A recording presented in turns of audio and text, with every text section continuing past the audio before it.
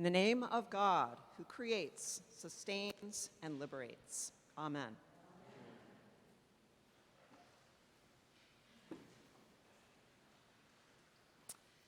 Hear now a parable. What do you think? There was a rich man who was growing old. He had worked hard to build a company that made outdoor apparel and sports equipment. And he had done very, very well. The company had grown and grown, employing many people, and this man paid them well. The man, now in his 80s, thought to himself, if I were to die tomorrow, the company would be sold, and it may be taken over by hard-hearted people, and the government would get most of my wealth. I've tried to be a good businessman, to promote conserving land and resources, to be a responsible employer, but I've done this within an economic system that's rife with inequities and at a time when our planet is so threatened that all this wealth that I have may soon be worthless.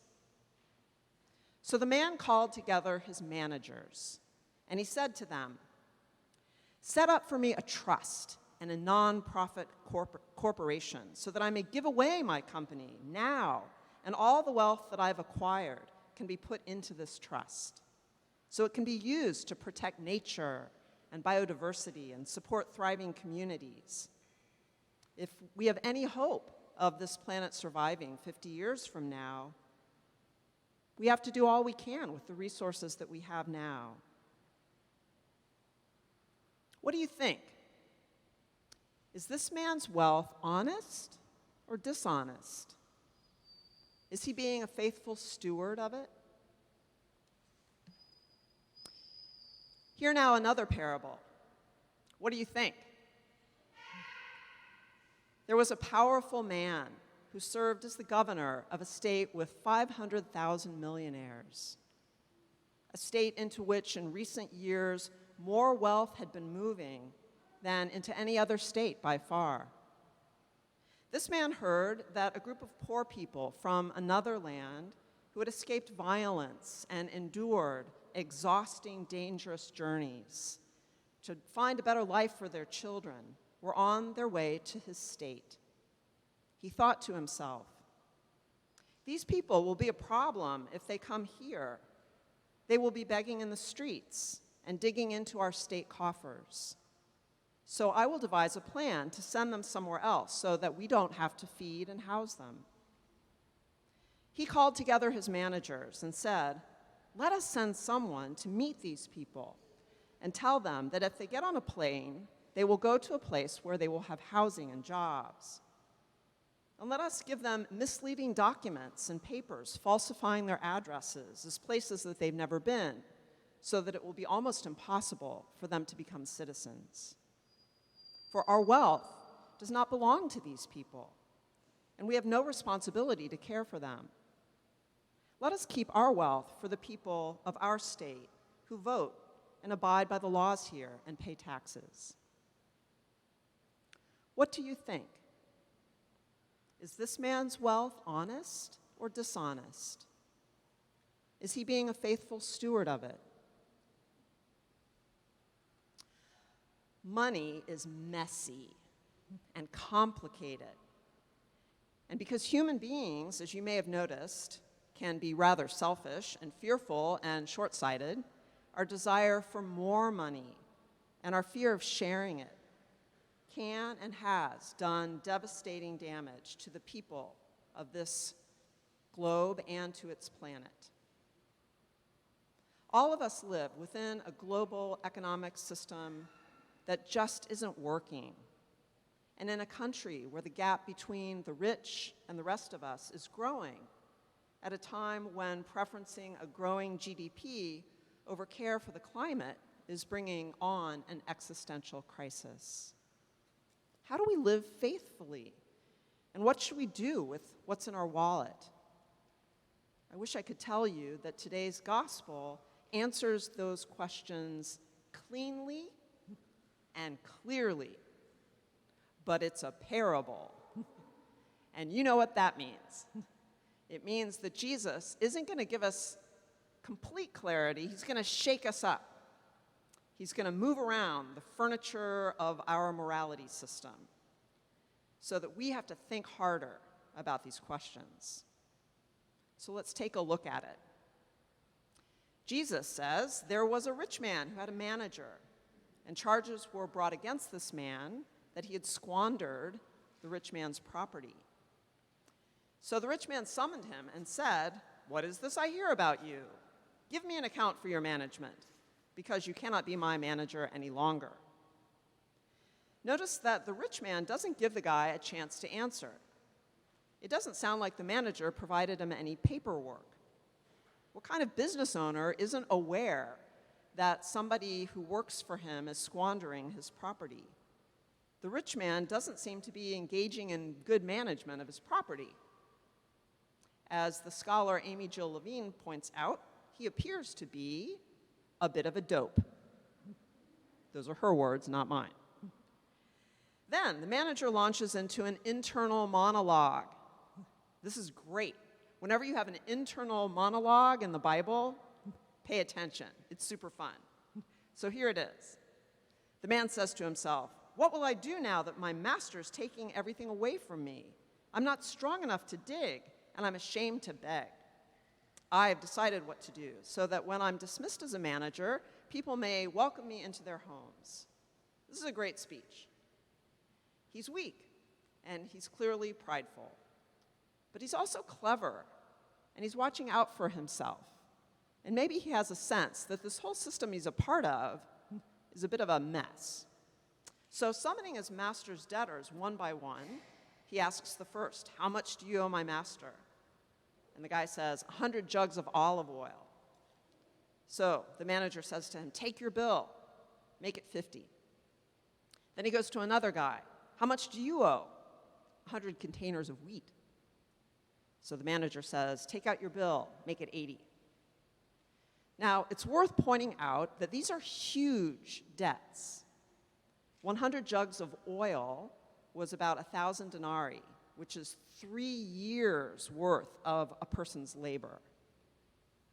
And 100 containers of wheat was about 3,000 denarii, so 8 years or so. So by cutting down these bills, he's offering a huge blessing to these people. They'll be so thankful to him and to his master, the owner. Their lives will be a lot easier. So the master commends the dishonest manager because he had acted shrewdly. Why isn't the master upset? Well, the people whose debt has been decreased will now think that he's generous, and they'll be more likely to be able to pay the debts. So then Jesus has the last word. And Jesus says, "I tell you, make friends for yourselves by means of dishonest wealth, so that when it's gone, they may welcome you into the eternal homes. If you've not been faithful with the dishonest wealth, who will entrust you with the true riches?" This is the part of the parable that catches me up short. Why is Jesus commending this manager who squandered his employer's wealth and whose motives are so mixed? What is he talking about, being faithful with dishonest wealth? What's going on? Well, this guy, the manager, works in a system that is a mess. There's injustice baked into it. There's no way to be perfectly honorable within it. And his employer, the rich man, is a bit of a dope. The rich man is so rich that he's not really going to miss the funds owed to him that the manager forgave. And upon losing his job, the society that he's in gives this manager 2 options: beg or dig. Those aren't good options. But this manager games the system in a way that blesses everybody. He reduces the debts, he makes friends, he makes the rich man look generous. He understands that whatever wealth he's managing is, at least to some extent, dishonest. as it comes from an unjust, chaotic economic system that makes some people crazy rich and leaves most people digging and begging. And so he decides to subvert the whole thing. As the biblical scholar David Lose remarks, what's going on here is something similar to what happened just at the end of the Civil War in the United States. The Confederacy had its own currency, as you may know. And as the Civil War was winding down and the prospect of a Confederate victory declined, that Confederate currency was losing its value.